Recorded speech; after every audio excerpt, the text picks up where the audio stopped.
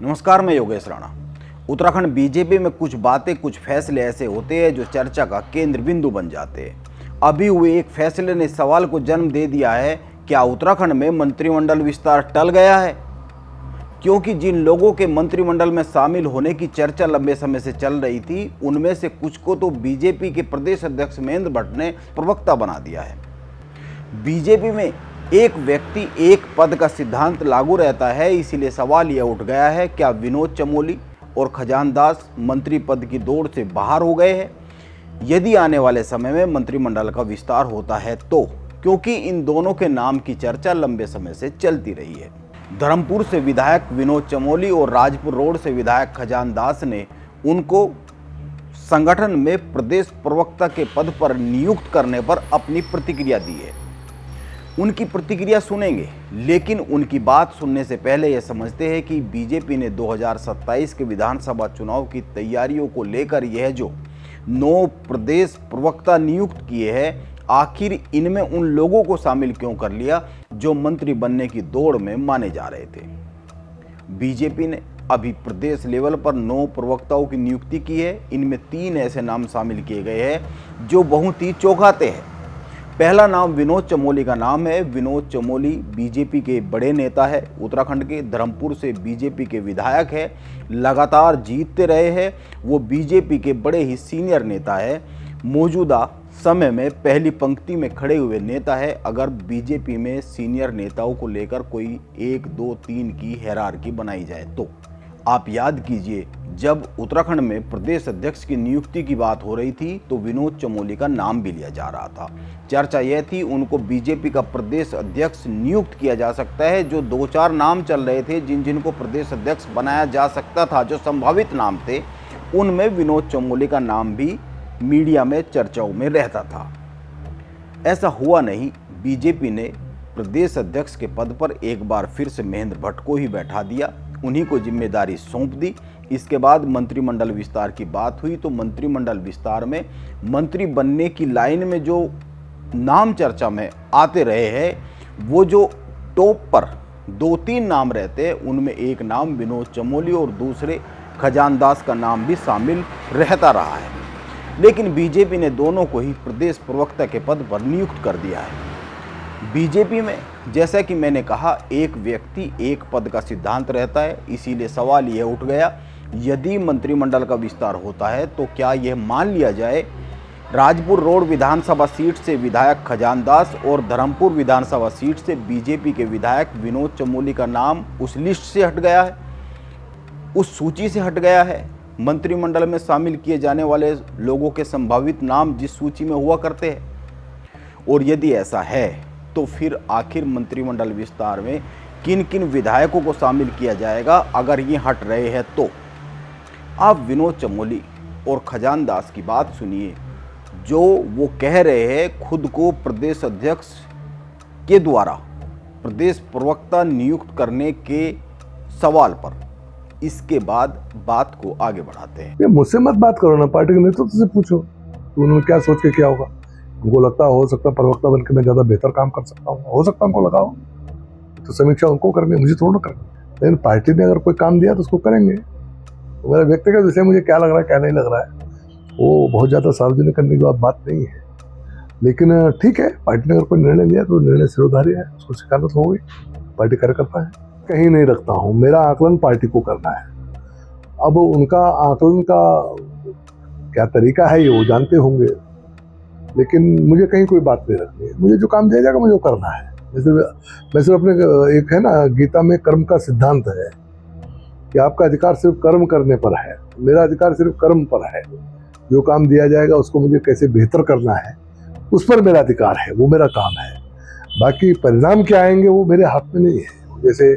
जैसे जीवन में भगवान तय करता है कि आपका कर्म के आधार पर क्या परिणाम आपको मिले, ऐसे हम लोगों का पार्टी नेतृत्व पर आधारित होता है। नेतृत्व क्या निर्णय लेता है, नेतृत्व तय करेगा। नेतृत्व का काम लगातार मैं कर ही रहा हूँ 2003 से, और अब तक कहीं ना कहीं संगठन में मुझे एडजस्ट करते हैं। कभी उपाध्यक्ष तो कभी महामंत्री, कभी प्रवक्ता और कभी कार्य समिति का सदस्य, कभी अनुसूचित जाति मोर्चे का अध्यक्ष। पार्टी समय समय पर जो काम देती है उसका निर्वहन हम सबको करना चाहिए। तो उसको मैं तो प्रसाद के रूप में उसको ग्रहण कर रहा हूँ। और रहा मंत्रिमंडल का, जब होगा तो तब देखा जाएगा, ऐसा नहीं है। और माननीय मुख्यमंत्री जी का विवेक होता है, और जिसको चाहें उसको मंत्री बना सकते हैं। और जब हमारी केंद्र की संस्कृति मिलेगी, उसके आधार पर माननीय मुख्यमंत्री जी और हमारा प्रदेश का नेतृत्व आपस में सलाह के तहत ये निर्णय लेता है। मैं संगठन का बहुत दिल की गहराई से आभार व्यक्त करना चाहूँगा, और उन्होंने मुझे जिम्मेदारी दी है, उसका मैं बखूबी निर्वहन करना चाहूँगा और करूँगा। और विशेषकर देखिए, अभी मंत्रिमंडल का गठन जब होगा तब की तब सोची जाएगी, किंतु अभी जो मिला है उसको मैं स्वीकार करता हूँ, और उसका निर्वहन मैं पार्टी के एक सिपाही के रूप में मैं काम करूँ। जाति की बहुत सारी सीटें हैं, 12-13 सीटें उत्तराखंड में हैं, और जिसमें से 7-8 भारतीय जनता पार्टी के पाले में है। और कोई भी किसी भी व्यक्ति को बना सकते हैं, और मंत्री अगर बनाने की बात आएगी तो इसलिए कोई ऐसा कुछ नहीं। मैं कहीं पे भी अपनी बात को माननीय मुख्यमंत्री जी तक या प्रदेश संगठन तक कभी मैंने नहीं कहा कि मुझे मंत्री बनाओ या कुछ बनाओ।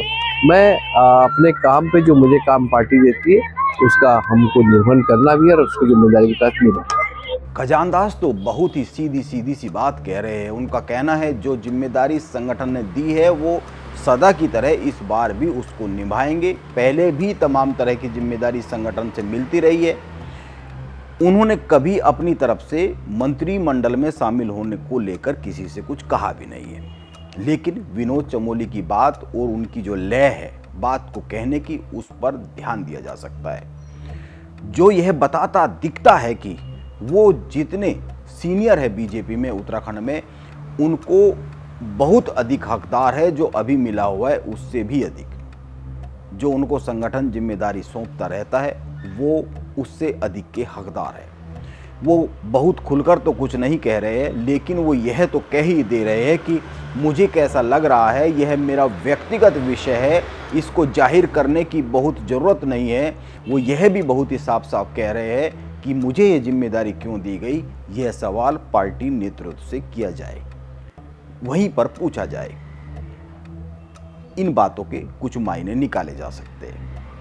आइए अब बात करते हैं, आगे बढ़ते हैं, और वो जो 9 नाम है जिनको प्रदेश प्रवक्ता नियुक्त किया गया है, उन 9 नामों में से एक और नाम पर बात करते हैं। एक नाम और है जिस पर थोड़ी सी चर्चा की जानी चाहिए, और वो नाम है कुमाऊं में कालाडूंगी विधानसभा सीट से विधायक बंशीधर भगत का नाम, उनके बेटे का नाम।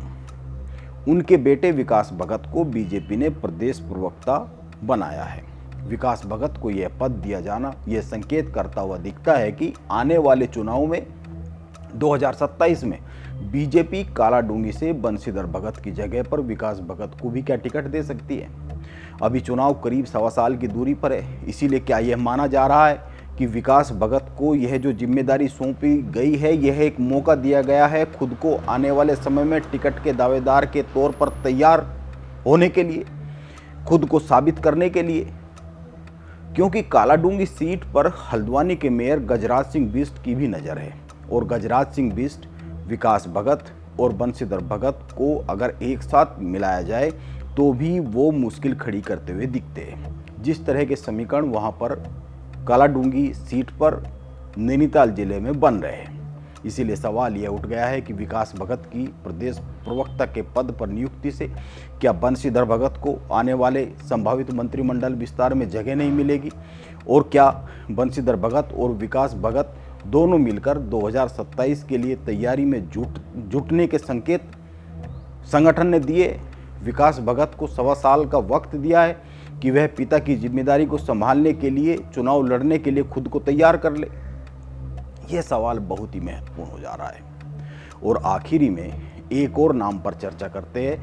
ये जो 9 नाम है जिस पर बात की जानी चाहिए, ये जो एक और नाम है, और यह नाम है मथुरादत्त जोशी का नाम। कुछ समय पहले ही कांग्रेस से बीजेपी में आए मथुरादत्त जोशी ने संगठन में अपनी जगह बना ली है, ऐसा लग रहा है। मथुरादत्त जोशी उत्तराखंड की राजनीति के मिजाज को बहुत अच्छे से समझते हैं। बीजेपी में ऐसे बहुत से लोग हैं जो कांग्रेस से पिछले कुछ सालों में आए हैं, लंबे समय में आए हैं, लेकिन इन लोगों में से कोई एक आध ही ऐसा होता है जिसको संगठन में कभी जगह मिलती रही है। अभी कुछ समय पहले ही बीजेपी ने अपने प्रदेश लेवल पर जो संगठन के पदाधिकारियों की सूची जारी की थी, 42 नाम घोषित किए थे, उनमें कोई भी ऐसा नाम नहीं था जो पिछले कुछ समय में या कुछ सालों में कांग्रेस से बीजेपी में आया हो और उसको संगठन में कोई बहुत ही महत्वपूर्ण पद दिया गया हो। सभी पद एबीवीपी, भाजयुमो, संघ से आए जो बीजेपी में लोग हैं उन्हीं को मिलते रहे हैं और मिले हैं। लेकिन मथुरा दत्त जोशी बहुत ही जल्द बीजेपी के रंग में रंगते हुए दिख रहे हैं। वो एक प्रवक्ता के तौर पर बीजेपी की नीति और रीति पर बात करते हुए दिखते हैं। हालांकि कांग्रेस में प्रदेश उपाध्यक्ष के पद पर नियुक्त थे, लेकिन बीजेपी में उनको संगठन में जगह मिल गई है। यह मथुरा दत्त जोशी के लिए एक शुभ संकेत के तौर पर ही देखा जाना चाहिए। बीजेपी 2027 के लिए तैयारी करती हुई दिख रही है, जुट गई है। वह अपनी पूरी टीम को तैयार करीब कर चुकी है। संगठन के तौर पर, सरकार के तौर पर अभी मंत्रिमंडल विस्तार होना बाकी है, लेकिन संगठन के तौर पर करीब वो अपनी टीम को खड़ा कर चुकी है। लेकिन कांग्रेस उत्तराखंड में कहां पर खड़ी है, ये आप खुद ही देख और समझ सकते हैं। नमस्कार, मैं योगेश राणा।